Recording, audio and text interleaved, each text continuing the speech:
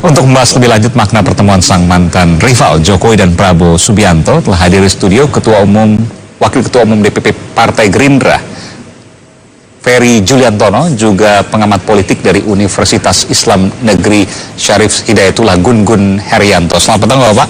Selamat petang. Saya panggil Bung Ferry. Ya. Bung Ferry, saya ingin tanya dulu sedikit lebih detail. Pertemuan ini direncanakan hari ini atau kemarin atau 2 hari sebelumnya atau jauh dari hari-hari ini? Sebenarnya tahun setelah pelantikan Presiden Joko Widodo pernah menyampaikan keinginannya untuk datang. Waktu-waktu Pak Prabowo saya akan ke tempatnya Bapak yang di Hambalang tahun setelah pelantikan Presiden. Oh, udah lama. Waktu pertemuan di Jalan Kertanegara di Kebayoran Baru, dan kemudian beberapa hari yang lalu mungkin karena satu dan lain hal Presiden baru punya kesempatan bertemu. 2 hari yang lalu baru kabarkan. 3 hari yang lalu menyampaikan keinginan Presiden untuk bertemu di Hambalang gitu, dan saya rasa Pak Prabowo Subianto langsung menanggapi secara baik, silahkan gitu. Dan hari ini alhamdulillah tadi pertemuan Presiden Joko Widodo dengan Pak Prabowo Subianto udah berlangsung lah. 2 hari yang lalu, ya sungguh indah kita lihat ya, suasananya begitu akrab dan juga dekat. 2 hari yang lalu mengutarakan keinginan untuk bertemu ke Pak Prabowo. Tentu kan tim-tim yang ada di bawahnya ini kasakusuk. Apa agendanya? Apa yang ingin dibicarakan? Nah, Bung Ferry, Wakil Ketua Umum Partai Gerindra, tentu juga mendapatkan informasi itu. Apa yang terjadi? Diskusi apa? Boleh kita buka ya? Kita korek-korek dikit boleh ya? Iya, 2 hari yang lalu saya bertemu beliau, Pak Prabowo Subianto, dan menyampaikan, dan saya pikir saya juga menganggap pertemuan ini pertemuan yang wajar, dan saya rasa sih terus kemudian Pak Prabowo Subianto juga pada saat itu kita harus terima sebagai itu tuan rumah, dan apalagi ini Presiden yang datang gitu, ya udah silakan aja. Dan Pak Prabowo Subianto dalam kebiasaan beliau menyambut tamu itu pertama adalah ada marching band Partai Gerindra. Asli Partai Gerindra itu biasanya kita di Hambalang Pak Prabowo Subianto menyambut tamu-tamu, dan kemudian dalam suasana yang santai juga tadi diajak naik kuda bersama-sama. Sebenarnya Pak Prabowo Subianto ingin menunjukkan kepada kita semua bahwa hubungan Pak Prabowo Subianto sebagai Ketua Umum Partai Gerindra, sebagai Ketua Dewan Pembina Partai Gerindra, dan sebagai orang yang pernah berkontestasi dengan Presiden Joko Widodo, menganggap diskusinya pada 2 hari itu sampai hari ini kan tentu ada dari tim-tim yang ada di bawahnya Pak Prabowo, tim-tim yang ada di bawah Pak Jokowi, karena Bung Ferry ada tim di bawah Pak Prabowo, tentu ada diskusi itu. Apa isinya? Beberapa hari yang lalu baru disampaikan istana kepada pihak Pak Prabowo Subianto, dan kebetulan hari ini bisa terlaksana. Pertemuan ini berlangsung di tengah-tengah isu politik yang hangat. Apa itu? Yang rencana tanggal 4 dan segala macam, sehingga kemudian itu dikaitkan gitu dengan rencana kegiatan yang akan dilangsungkan tanggal 4. Menurut saya ya pasti tentu akan dibicarakan. Tadi juga saya disampaikan juga pada saat oleh Presiden Joko Widodo mengenai soal demonstrasi. Sikap resmi pemerintah adalah demonstrasi merupakan hak, dan kemudian juga tidak boleh memaksakan kehendak. Kemudian Pak Prabowo Subianto juga dalam sambutannya tadi menyampaikan bahwa demonstrasi merupakan satu bentuk aspirasi masyarakat yang harus dilindungi oleh konstitusi. Yang menjadi tugas kita bersama adalah menjaga supaya kegiatan tanggal 4 itu sebagai bagian dari kita berdemokrasi, menyatakan pendapat di muka umum, dilaksanakan secara baik. Jadi nggak salah kalau ada masyarakat yang menyimpulkan bahwa pertemuan ini memang ada kekhawatiran Pak Jokowi. Pertanyaannya itu mungkin kok Pak Joko Widodo, Pak Presiden sempatnya pas hari-hari ini gitu. Mungkin kalau 6 bulan yang lalu mungkin kan beda ya. Tapi saya nggak tahu. Jadi mungkin. Jadi pertanyaan saya nggak salah kalau seandainya dikaitkan dengan itu. Kalau masyarakat berkaitkan hanya dengan itu. Saya rasa sih jadinya akhirnya pasti ada kaitannya. Karena kalau ini terjadi 6 bulan yang lalu kan pasti nggak ada apa-apa gitu. Nanti saya tanyakan apa isinya. Hari ini berlangsung, jadi mungkin ditanya juga ke istana kenapa bisanya baru hari ini gitu. Bung Gun, Anda setuju dengan apa yang disampaikan tadi Bung Ferry bahwa ya nggak salah juga kalau dikaitkan sana, tapi apakah itu satu-satunya kaitan ke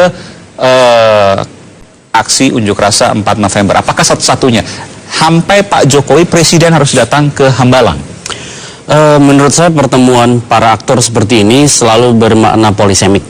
Polisemik itu multi makna. Jadi setiap orang punya interpretasi yang berbeda. Dan itu sah saja, tetapi kita selalu membaca konteks, karena komunikasi politik itu selalu berkonteks. Ini yang disebut dengan pola intensional. Jadi tidak mungkin kalau kemudian tidak ada desain untuk kemudian memosisikan panggung itu punya nilai positif bagi kedua belah pihak. Pasti kan second layernya itu sudah mengatur, dan pasti ada hal yang positif untuk Pak Prabowo dan ada hal yang positif untuk Pak Jokowi. Pasti. Menurut saya untuk Pak Prabowo ini akan semakin meneguhkan bahwa sebenarnya Pak Prabowo punya kelapangan hati, kelapangan pikiran untuk berkomunikasi dengan mantan rival. Dan ini kan bagus untuk semacam panggung komunikasi politik. Ini namanya impression management. Dan itu saya pikir juga harus dikelola. Dan Pak Prabowo, baik pertemuan Kertanegara maupun pertemuan sekarang di Hambalang, itu punya insentif di situ. Ada kredit poin positif untuk Pak Prabowo. 2014 ya? Ya, betul. Pada saat pelantikan, ya, setelah pelantikan. Kemudian sekarang di Hambalang itu juga menurut saya jadi front stage yang bagus bagi Pak Prabowo. Sementara bagi Pak Jokowi, tentu mengurus negara ini sangat kompleks. Dan beragam problem itu muncul ke permukaan, antara lain menurut saya adalah tensi politik yang selalu berubah-ubah. Saya pikir momen hari ini adalah momen dari satu rangkaian titik kulminasi politik baru, terutama dengan perhelatan yang menurut saya senternya ada di Jakarta. Jadi ada dulu, Kang Gunggun. Saya catat beberapa titik ya. Ada pertemuan Pak Prabowo dengan Pak Jokowi 2014 di Kertanegara. Pak Jokowi mampir ke sana, ke kediaman Pak Prabowo. 2015 Pak Prabowo ke Istana Bogor. 2016 hari ini. Ya. 2014 waktu itu adalah pasca pelantikan. Ya. Ingin mengaitkan lagi. 2015 pada waktu itu ada masa KMP dan KIH. Ada konstelasi politik juga yang serius. 2016 apa konstelasi politik yang serius? Saya melihat hal yang paling serius adalah ada agenda bersama, bagian dari proses konsolidasi demokrasi yang penting dijaga. Antaranya adalah pelaksanaan. Ada yang spesifik? Iya, sangat spesifik. Pilkada serentak ini pertaruhan, karena ini pilkada serentak atau pilkada DKI? Jangan jawab dulu, nanti selesai kita akan lanjutkan. Saudara, tetap bersama kami di Kompas TV. Kami akan segera kembali. Ini Mas Aiman. Kembali ke Dialog Kompas Petang. Jadi kalau saya urut tadi, pertemuan 2014, 2015, 2016, selalu ada peristiwa-peristiwa politik penting, termasuk 2016. Anda mengatakan ini pilkada serentak, saya tanya pilkada DKI juga? Iya, itu yang saya sebut sebagai konteks. Dan menurut saya pertemuan kali ini ada agenda yang sama-sama tahu orang bahwa ada titik kulminasi terutama di DKI. Hotspotnya ada di DKI. Hotspot ya. Dan ini apalagi misalnya berkelindan dengan beragam isu yang sekarang beredar di banyak sekali kanal komunikasi, antaranya adalah sosial media dan grup WhatsApp di mana-mana ya.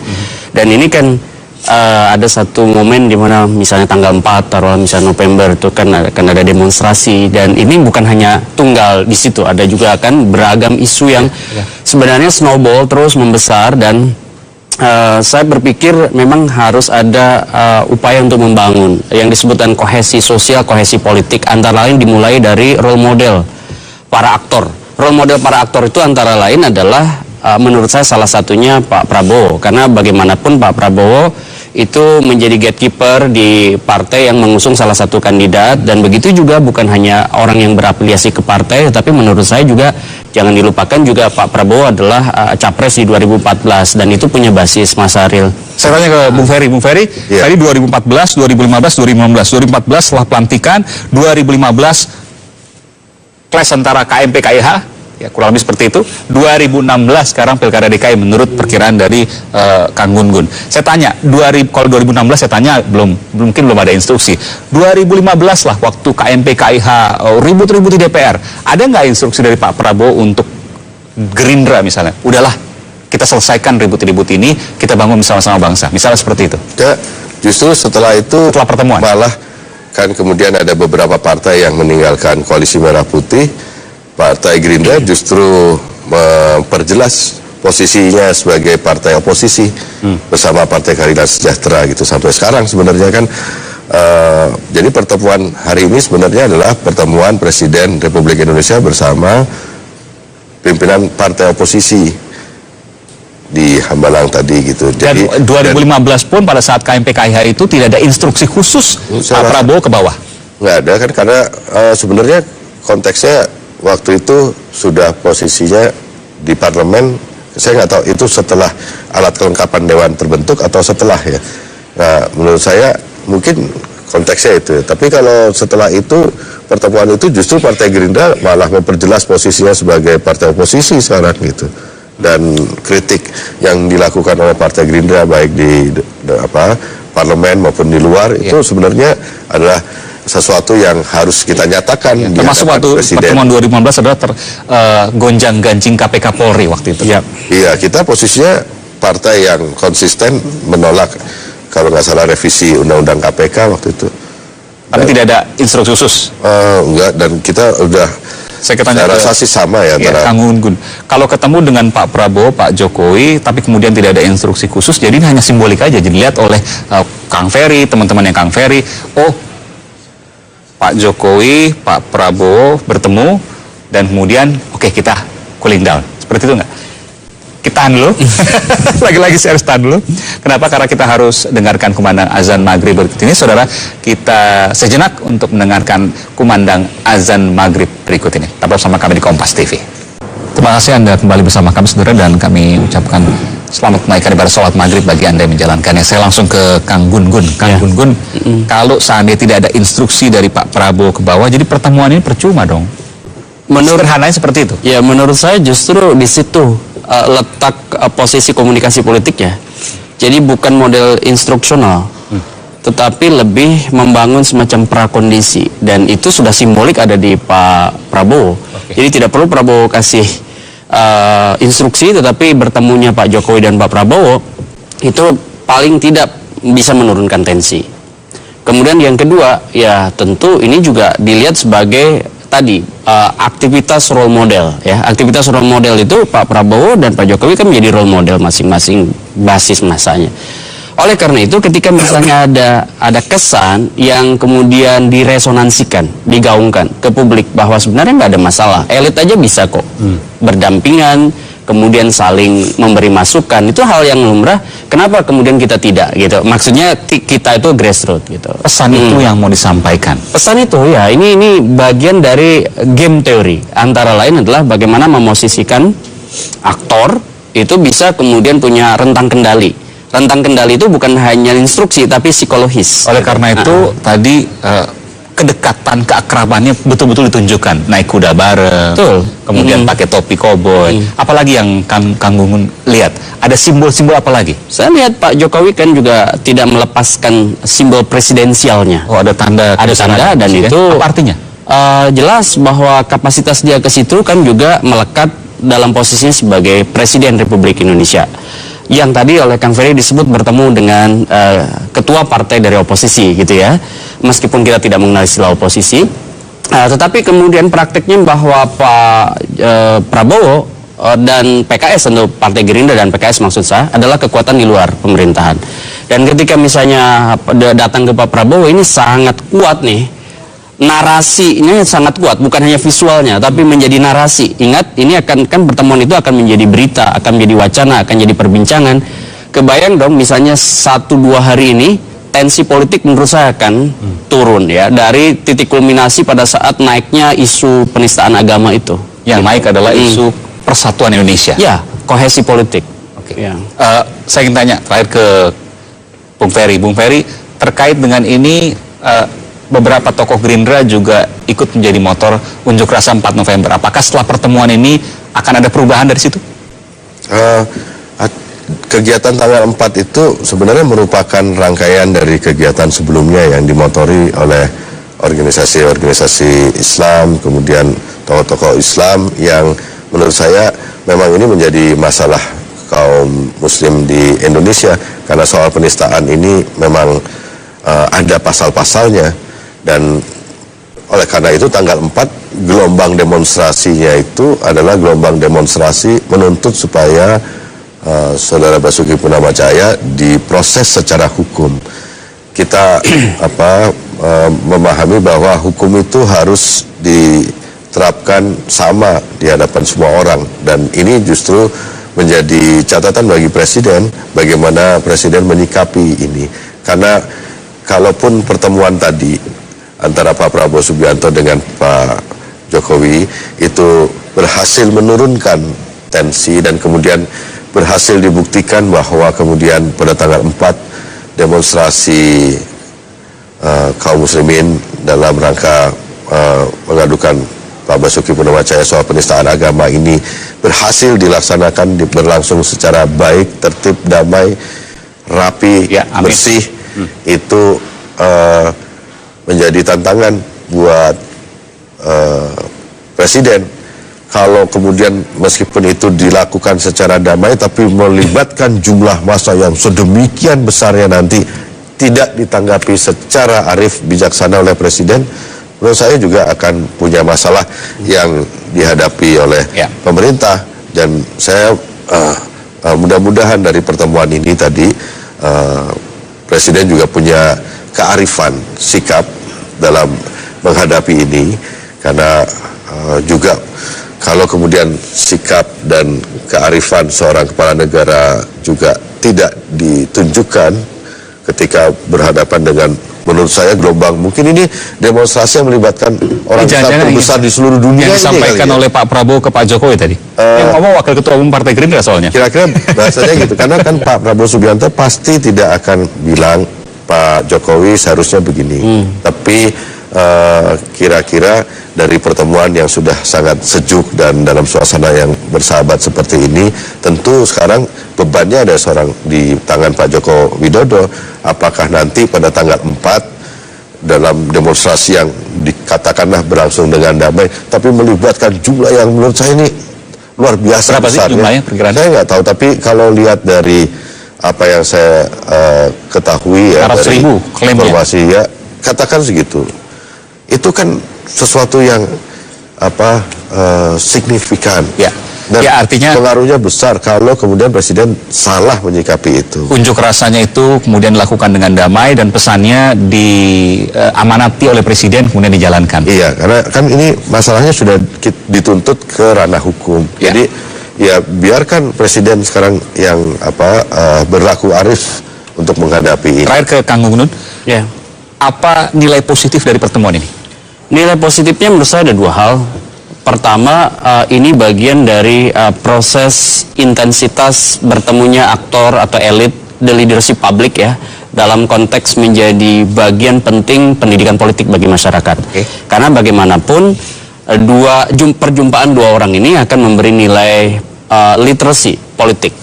Orang tuh boleh berkompetisi tapi juga bisa bertemu. Orang boleh berbeda, satu dalam kekuasaan, satu di luar kekuasaan, tetapi tidak menegasikan hubungan personal.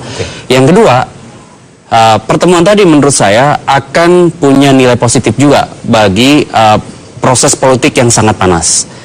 Dan ini kan pertemuan-pertemuan seperti ini adalah pertemuan-pertemuan membangun understanding bahwa bangsa ini menurut saya sudah terlalu banyak bubble politik, bubble isu yang bisa kemudian menghantarkan Republik ini pada satu posisi di mana kohesi politik dan kohesi sosial itu tercederai. Antara misalnya isu suku, agama, ras, antar golongan, termasuk juga menurut saya orang-orang yang biasa juga blunder melakukan statement-statement yang masuk di ranah yang sangat sensitif dan berdaya ledak tinggi. Terutama media sosial. Menurut saya isu SARA itu isu berdaya ledak tinggi. Makanya jangan pernah main di ranah itu. Contoh misalnya statement itu akan punya aksi reaksi dan stimulus respon akan terjadi di situ. Oleh karena itu juga butuh menurut saya kearifan bukan hanya di akar rumput tapi juga di elit.